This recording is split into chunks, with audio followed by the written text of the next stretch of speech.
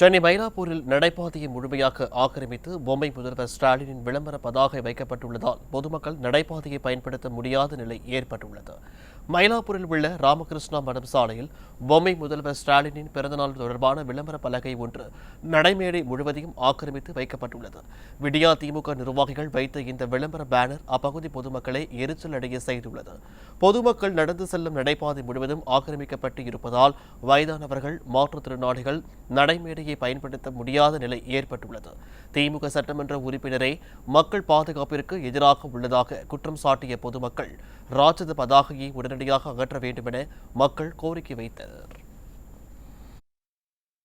இந்த மாதிரி பேனர் நடு ரோட்டில் ஓரமாக நடந்து பிளாட்ஃபார்மில் வச்சுட்டா எனக்கு இப்போ ஒரு வாரமாக அது பிறந்த நாள் மறுநாள்லேருந்து எடுத்துருவாங்கன்னு பார்க்குறேன், எடுக்கவே இல்லை.